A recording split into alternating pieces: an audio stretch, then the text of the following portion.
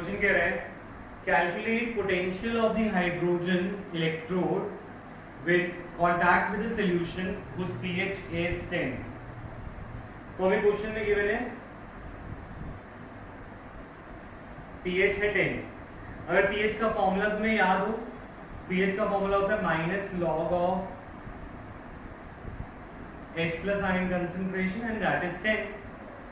अगर मैं इसको थोड़ा सा मॉडिफाई करूं, can I write this as log of H plus की concentration is equal to minus 10। Minus को उधर भेज दिया बस। अगर मुझे H प्लस की कंसंट्रेशन निकालनी है तो I will need to find anti log of minus 10। मतलब अगर मुझे H प्लस की कंसंट्रेशन निकालनी है, लॉग इधर जाएगा, लॉग जब भी इनवर्स पे जाता है तो वो एंटी लॉग बन जाता है। तो मुझे H प्लस की कंसंट्रेशन अगर मुझे निकालनी हो pH से, तो I need to take anti log of minus 10।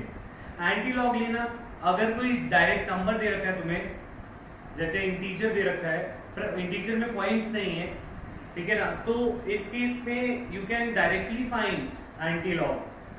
जो भी नंबर है उसको बस 10 की पावर बना दो, तो H plus will be equal to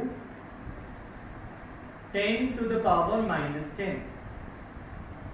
तो H प्लस की कंसंट्रेशन, जो भी एंटी लॉग का नंबर है, बस उसमें पॉइंट नहीं होना चाहिए। अगर पॉइंट नहीं है तो सीधा 10 की पावर बन जाता है। तो H प्लस की कंसंट्रेशन होगी 10 टू द पावर माइनस 10। ये तुम्हें समझ, log of 10 to the power 7। तुम्हें लॉग का फॉर्मूला अगर याद हो तो can I write this as 7 log 10 हृदय? Yes, sir. अच्छा, और व्हाट इज log 10? The 1. तो can I write this as 7?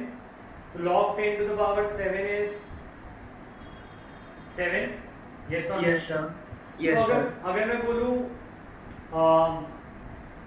log of 10 to the power 7 is 7, can I write this as 10 to the power 7 is equal to anti-log of 7?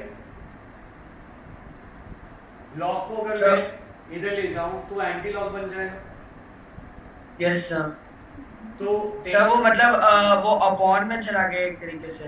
हाँ, तो अगर कभी भी तुम्हें कोई होल नंबर यानी कि जिसमें पॉइंट्स ना हो, ऐसे नंबर का एंटी लॉग लेना हो, तो उसे 10 के ऊपर चढ़ा दो बस।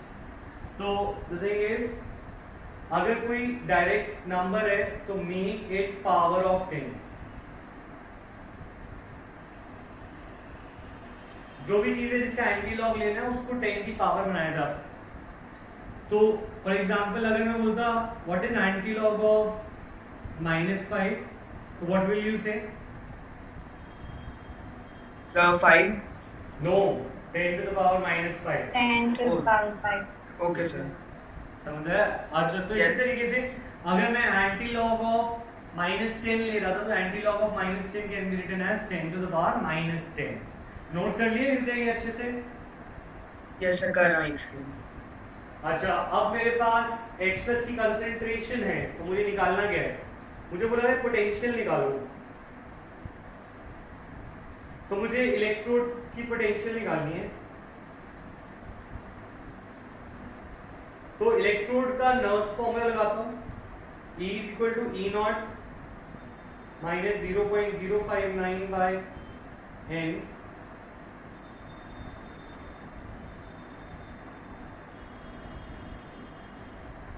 अगर मुझे इलेक्ट्रोड की नर्व्स पोटेंशियल निकालनी हो और इलेक्ट्रोड पोटेंशियल निकालनी हो तो मैं ये फॉर्मूला यूज करता हूं। यस और नो एवरीवन?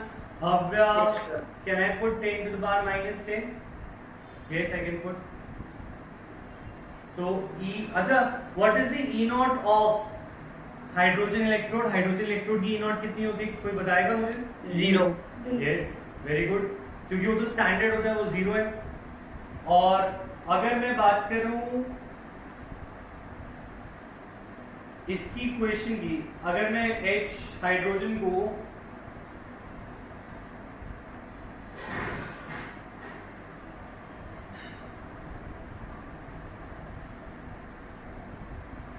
तो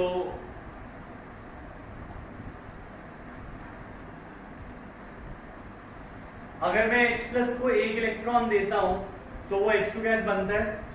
तो H प्लस पे चार्ज भी +1 है, तो इसको एक इलेक्ट्रॉन चाहिए होगा H2 गैस बनने के लिए। तो इसका N की वैल्यू क्या होगी 1।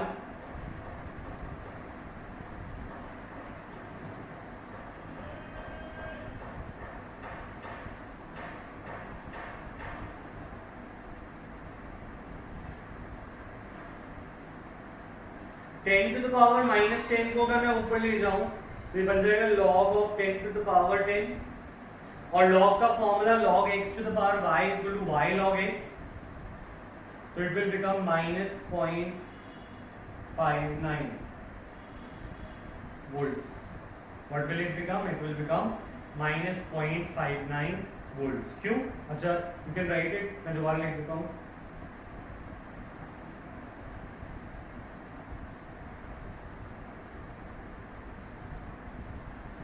n की वैल्यू हमने 2 क्यों नहीं ली? एक बार फिर से बोलो।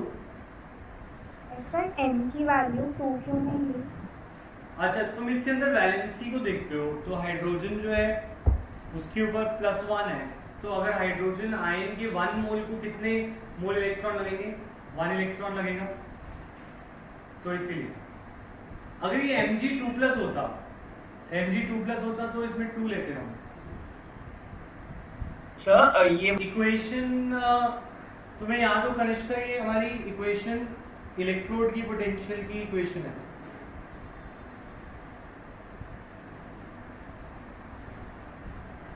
देखो ये इलेक्ट्रोड की इक्वेशन है, तो इसमें हमेशा डिनोमिनेटर में आता है। प्रिया